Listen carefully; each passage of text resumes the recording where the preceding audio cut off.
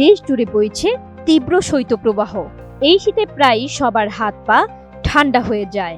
কম্বলের ভেতরে রেখেও এই হাত পা গরম করা যায় না, এমনকি মোজা পরেও গরম হয় না পা।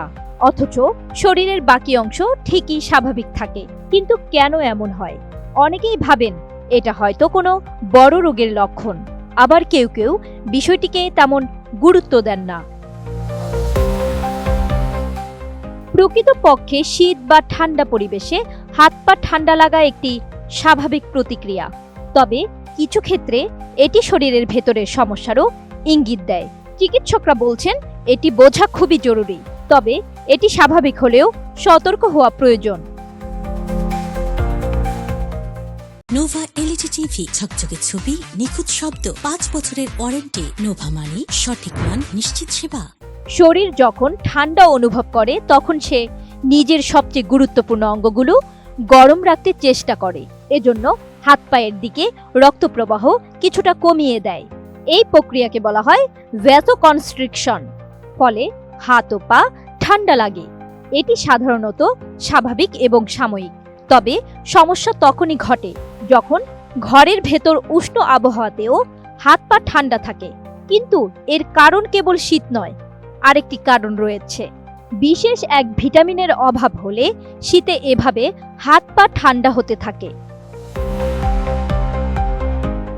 মূলত মানুষের শরীরে যদি ভিটামিন B12 এর ঘাটতি থাকে তখন হাত পা ঠান্ডা হয়ে যাওয়ার সমস্যা দেখা দিতে পারে।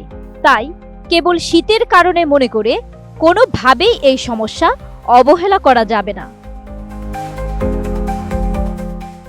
শরীরে ভিটামিন B12 এর ঘাটতি থাকলে তা দূর করার জন্য খেতে হবে প্রয়োজনীয় খাবার।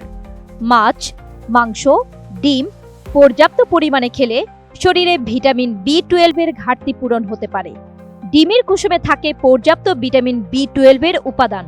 সেই সঙ্গে খেতে পারেন সামুদ্রিক মাছ, কারণ তাতে থাকে ওমেগা 3 ফ্যাটি অ্যাসিড।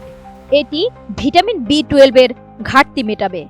এছাড়া শরীরে ভিটামিন ডির ঘাটতি হলে তা পূরণ করার জন্য খেতে পারেন দুধ ও দুগ্ধজাত খাবার। শীতের সময়ে যাদের হাত পা ঠান্ডা হয়ে যাওয়ার সমস্যা বাড়ে তারা নিয়মিত এ ধরনের খাবার খাবেন। এ সময় হাত পায়ে ঝিনঝিন ধরার সমস্যাও হতে পারে। এগুলো বেশিরভাগই ভিটামিন বির ঘাটতির কারণে হয়ে থাকে। তাই এই ঘাটতি পূরণে পর্যাপ্ত প্রয়োজনীয় খাবার খান। সেই সঙ্গে প্রয়োজন হলে চিকিৎসকের পরামর্শ নেওয়া জরুরি। জান্নাতুন Nahar Jerry, desk report, ATN news.